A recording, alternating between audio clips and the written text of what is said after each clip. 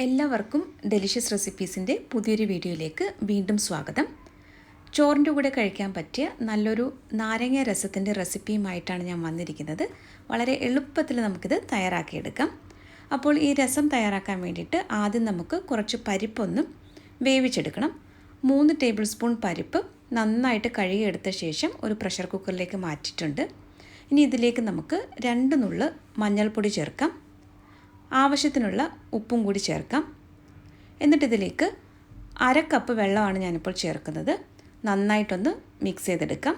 അതിനുശേഷം കുക്കർ അടച്ച് വെച്ചിട്ട് മീഡിയം ഫ്ലെയിമിൽ വെച്ചിട്ട് ഒരു 5 വിസിൽ വരുന്നത് വരെയാണ് ഞാനിത് വേവിച്ചെടുക്കുന്നത്. പ്രഷർ നന്നായിട്ട് പോയ ശേഷം വേണം കുക്കർ തുറക്കാനായിട്ട്.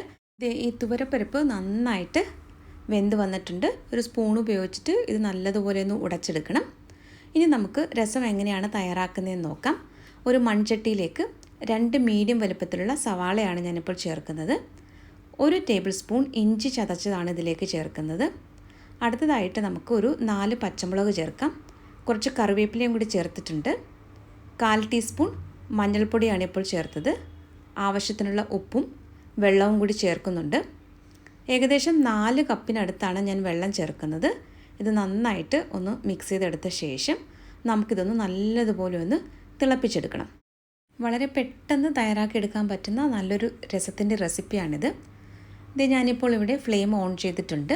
നന്നായിട്ട് ഇതൊന്ന് ഇളക്കി കൊടുക്കാം. അതിനുശേഷം ഇത് അടച്ച് വെച്ചിട്ട് ഒരു 12 മിനിറ്റോളം ഞാനിതൊന്ന് തിളപ്പിച്ചെടുക്കുന്നുണ്ട്.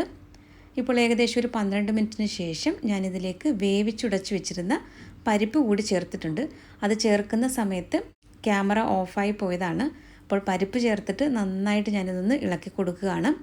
പരിപ്പിൻ്റെ അളവ് കൂടിപ്പോകണ്ട. 3 ടേബിൾ സ്പൂൺ മാത്രം പരിപ്പ് വേവിച്ചെടുത്താൽ മതിയാകും. അപ്പോൾ ഈ വേവിച്ചുടച്ച തുവരപ്പരിപ്പും കൂടെ ചേർത്തിട്ട് ഏകദേശം 4 മിനിറ്റോളം മീഡിയം ഫ്ലെയിമിൽ വെച്ച് തിളപ്പിച്ചെടുത്ത ശേഷം ഇനി ഇതിലേക്ക് കുറച്ച് മല്ലിയിലയാണ് ഞാനിപ്പോൾ ചേർക്കുന്നത്. മല്ലിയില ചേർത്തിട്ട് നന്നായിട്ടൊന്ന് മിക്സ് ചെയ്തെടുത്ത ശേഷം നമുക്ക് ഫ്ലെയിം ഓഫ് ചെയ്തിട്ട് ഇത് മാറ്റി വയ്ക്കാം. ഇനി ഇതിലേക്ക് നമുക്ക് കടുക് താളിച്ച് ചേർക്കാനുണ്ട്. ഇത് ഫ്ലെയിം ഓഫ് ചെയ്ത് ഇത് മാറ്റി വയ്ക്കുകയാണ്. നെയ്യിലാണ് കടുക് താളിച്ച് ചേർക്കുന്നത്. അപ്പോൾ നെയ്യിൽ തന്നെ കടുക് താളിച്ച് ചേർക്കാനായിട്ട് പ്രത്യേകം ശ്രദ്ധിക്കണം. അപ്പോൾ ഒരു പ്രത്യേക രുചിയാണിതിന്.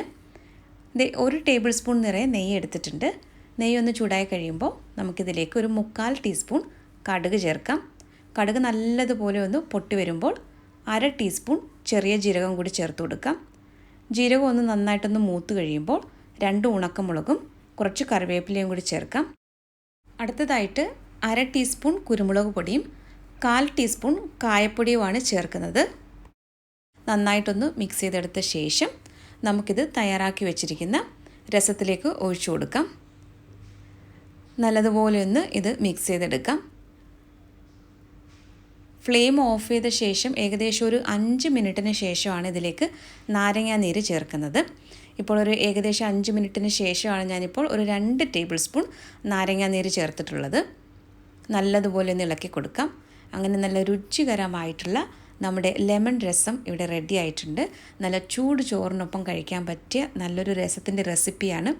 അപ്പോൾ ഈ രീതിയിൽ തയ്യാറാക്കി നോക്കിയിട്ടില്ലാത്തവർ ഒന്ന് തയ്യാറാക്കി നോക്കിയിട്ട് ഫീഡ്ബാക്ക് കൂടി തന്നാൽ നന്നായിരുന്നു.